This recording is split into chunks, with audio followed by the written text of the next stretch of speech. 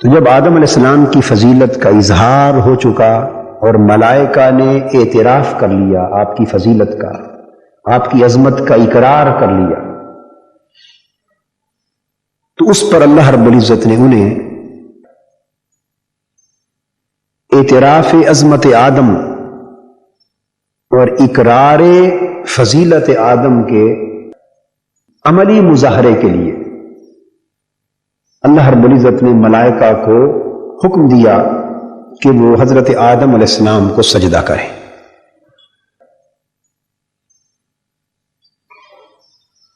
چونکہ گفتگو کا موضوع اور محور تربیت ہے، اس لیے میں اس کے دقیق علمی اور تفسیری نکات کی طرف نہیں جانا چاہتا، مگر یہاں اتنی بات ذہن نشین کر لیں کہ یہ سجدہ سجدہ تعظیمی تھا۔ کیا تھا؟ سجدہ عبادت نہ تھا۔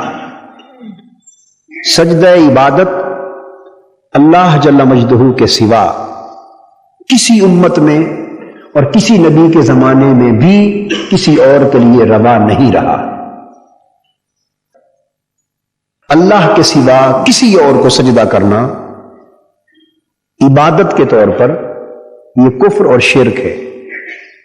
اس حکم میں کبھی بھی کسی زمانے میں فرق اور اختلاف نہ تھا۔ البتہ سجدہ تعظیمی کے بارے میں پہلے حکم جدا تھا اور اب حکم جدا ہے۔ پہلی امتوں میں تعظیماً سجدہ کرنا جائز تھا،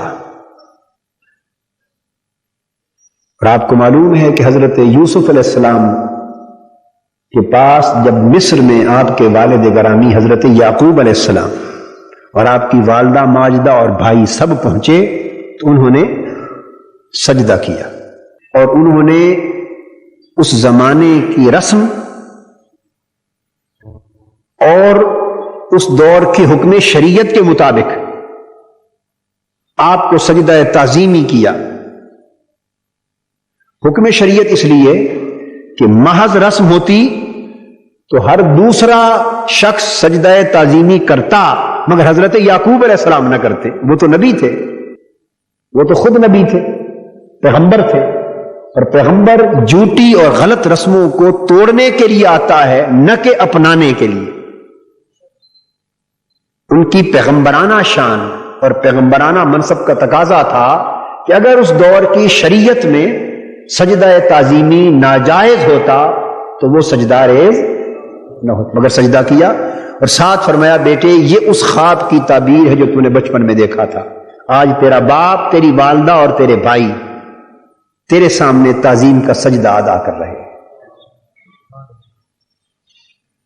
خیر، میں نکتہ یہ سمجھا رہا تھا کہ سجدہ تعظیمی پہلے ادوار میں جائز تھا، تو ملائکہ کو بھی سیدنا آدم علیہ السلام کو سجدہ تعظیمی کا حکم ہوا، مگر حضور نبی اکرم صلی اللہ تعالی علیہ وآلہ وسلم کی امت کے لیے سجدہ تعظیمی بھی حرام کر دیا گیا۔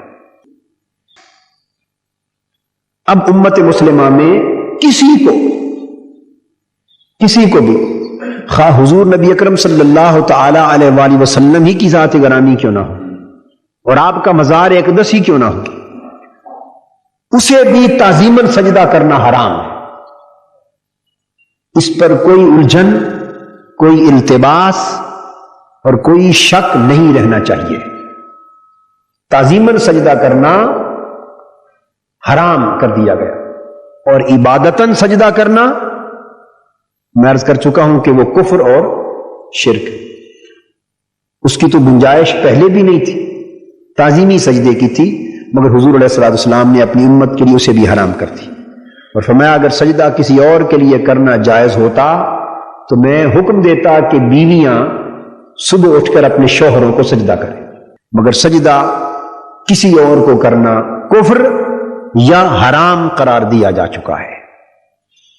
یہ بات اس لیے سمجھائی، بعض لوگ بہت کلیم نادانی اور جہالت اور کم علمی کے باعث بعض لوگ اپنے مشائخ کو سجدہ کر گزرتے ہیں، اپنے بزرگوں اور پیروں کو، اور بعض لوگ بعض علاقوں میں بسبب جہالت مزارات اولیاء کو بھی سجدہ کرتے ہیں.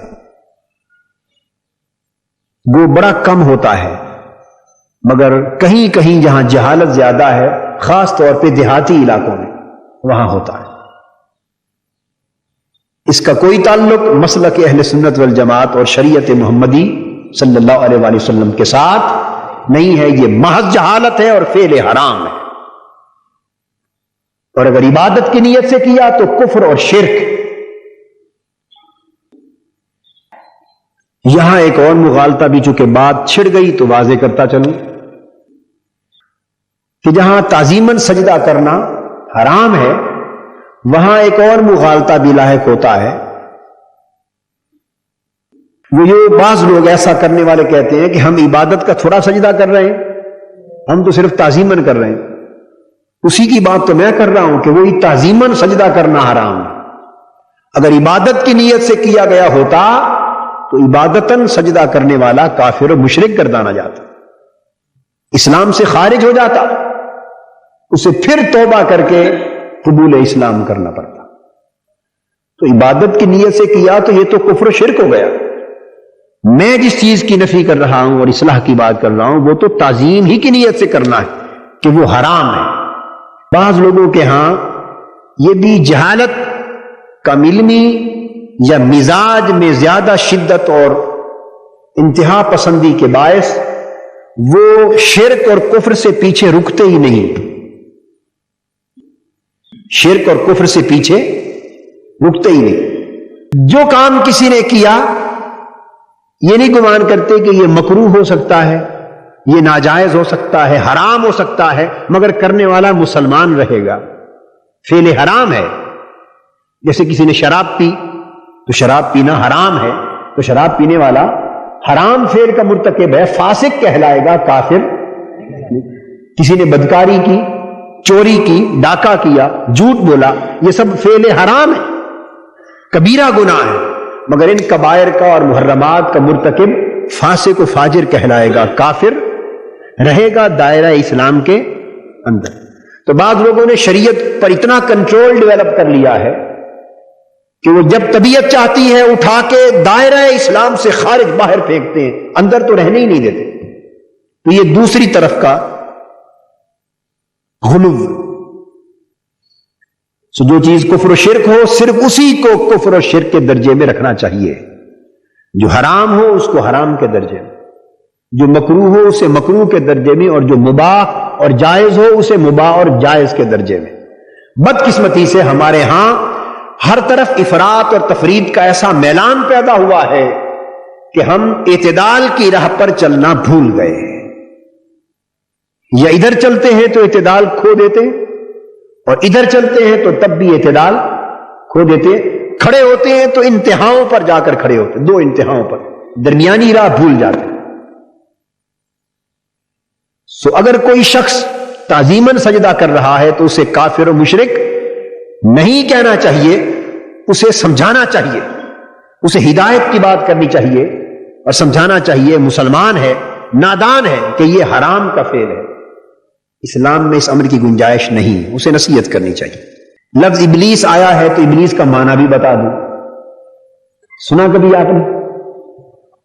غور نہیں کیا کبھی؟ ابلیس کا معنی ہے مایوس. کیا معنی ہے؟ یہ باب افعال سے ہے، ابلس ابلاسا. ابلیس اس کا معنی ہوتا ہے مایوس ہونا. تو ابلیس کہتے ہیں جو اللہ کی رحمت سے مایوس ہو گیا. اب آپ نے دیکھا کہ اس کے نام کے اندر اس کی حقیقت مضمر ہے، اس کے نام کے اندر اس کی حقیقت مضمر ہے. تو یہ معنی میں نے اس لیے بتانے کی ضرورت محسوس کی تاکہ یہ سمجھ لیا جائے کہ اللہ کی رحمت سے مایوس ہونا یہ فعل ابلیس ہے. پھر آگے آ جائیے فعل ابلیس کی طرف. ایک اس نے انکار کیا اور ایک تکبر کیا.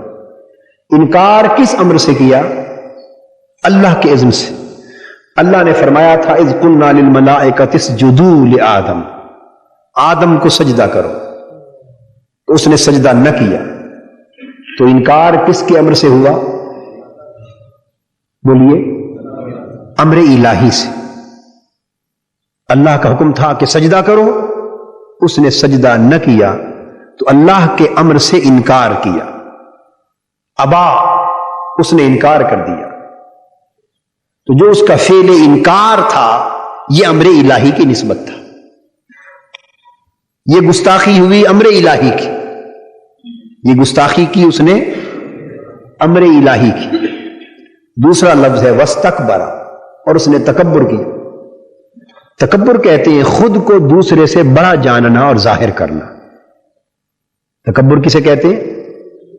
اور یہ استکبار سے ہے، باب استفعال، اور تکبر خود کو دوسرے سے بڑا جاننا، بڑا ظاہر کرنا، اور دوسرے کو خود سے کم اور نیچا سمجھنا، اس کو تکبر کہتے ہیں۔ تو تکبر کس سے کیا؟ وہ آدم علیہ السلام سے سجدہ کا انکاری ہو کر، ان کو سجدہ کا انکاری ہو کر تو ابا کا مرتکب ہوا۔ وستکبرا، اور تکبر کا مرتکب کب ہوا؟ وہ خود کو اللہ سے بہتر تو سمجھ نہیں سکتا تھا، تو تکبر بارگاہ نبوت میں کیا، انکار بارگاہ الوہیت میں کیا۔ ابا، انکار کہاں کیا؟ بارگاہ الوہیت میں، اور تکبر کہاں کیا؟ بارگاہ نبوت میں، اور دونوں کو ایک مقام پر اللہ رب العزت نے جمع فرمایا۔ وَكَانَ مِنَ الْكَافِرِينَ، کافر ہو گئے۔ اور بارگاہ نبوت میں تکبر کیا تھا؟ اس تکبر کا راز اور بنیاد سمجھا دیتا۔ وہ تکبر جو بارگاہ نبوت میں کیا ابلیس نے، وہ کیا تھا؟ اس کی بنیاد کیا تھی؟ اس کی نظر تکبر کیوں قرار پا گئی؟ اس کی سوچ استکبار کیوں بنی؟ وہ کیوں بارگاہ نبوت کا گستاخ گردانا گیا؟ تو یہاں ایک بات سمجھانا چاہتا ہوں، وہ یہ کہ وہ بارگاہ الوہیت میں انکار نہ کرتا اگر بارگاہ نبوت کا گستاخ نہ ہوتا۔ وہ پہلے گستاخ نبوت ہوا، گستاخ بارگاہ نبوت ہوا۔ اس نے تکبر حضرت آدم علیہ السلام سے کیا، اس تکبر نے اس کے اندر انحراف پیدا کیا، اور اس کے نتیجے میں وہ اللہ کے امر کا منکر ہوا۔ تو گویا بارگاہ الوہیت کی جو اس نے گستاخی کی انکار کر کے، اس کا سبب بھی گستاخی بارگاہ نبوت بنی۔ جو نگاہ بارگاہ نبوت میں، بارگاہ نبوت کے مشاہدے میں جو نگاہیں بشریت پر ٹک جاتی ہیں، وہاں تکبر پیدا ہوتا ہے، اور جو نگاہیں پیکر بشریت سے گزر کر نور حق کو جلوہ گر دیکھتی ہیں، ان میں ادب پیدا ہوتا ہے۔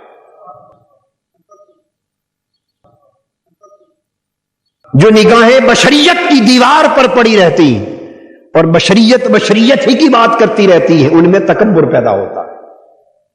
یہ راز دین ہے، میں عرض کر رہا ہوں آپ کو، راز ایمان ہے، اور سعادتوں اور محرومیوں کا راز۔ جو نگاہیں بشریت پر ٹک جاتی ہیں اور اس بشریت کے پیچھے نور حق جلوہ گر نہیں دیکھتی، ان میں تکبر پیدا ہوتا ہے۔ بشریت ملائکہ نے بھی دیکھی، بشریت ملائکہ نے بھی دیکھی۔ پورے قرآن مجید کو پڑھ لیں، ملائکہ نے 7 بار تذکرہ آیا ہے، بشریت ملائکہ نے دیکھی، مگر بشریت کی بات زبان پر کبھی نہیں لائے۔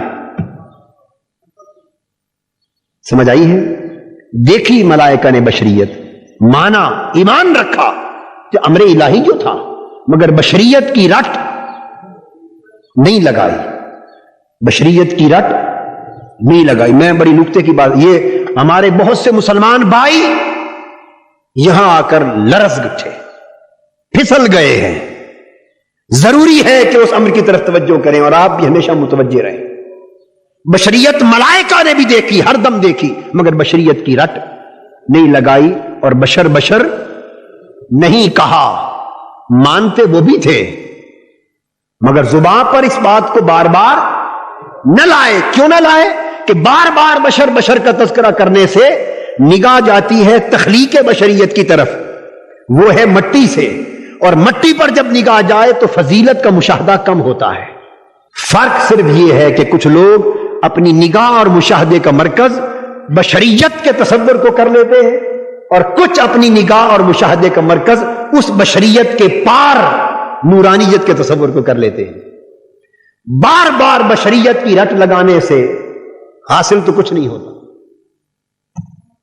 بار بار بشریت کی رٹ لگانے سے حاصل تو کچھ نہیں ہوتا، مگر جتنا ذکر اسی کا کرو گے تو بار بار تخلیق بشریت سے، مٹی سے پیدا ہونا، کھانا پینا، چلنا پھرنا، شادی بیاہ، اولاد، یہ بشریت کے تقاضے ہیں نا. تو بار بار اس کا ذکر کرنے سے آقا دو جہاں صلی اللہ علیہ وآلہ وسلم کی حیات طیبہ کے ان پہلوؤں کو اجاگر کرو گے، اور جو جو یہ پہلو اجاگر ہوں گے وہ ادب جو بلندی روحانیت کے ساتھ متعلق ہے وہ اوجھل ہوگا. اور جتنی نگاہ آقا دو جہاں صلی اللہ علیہ وآلہ وسلم کے نورانی تصورات کی طرف کرو گے تو آپ کا مقام عالم بشریت سے بلند عالم ملکوتیت میں نظر آئے گا، اور عالم ملکوتیت سے بلند مکان و لا مقام میں نظر آئے گا، اور اس سے بلند مقام کعبہ کو سیر میں نظر آئے گا. جو جو تصور اونچا جائے گا ادب بڑھتا جائے گا، ادب بڑھتا جائے گا، ایمان کامل ہوتا چلا جائے گا.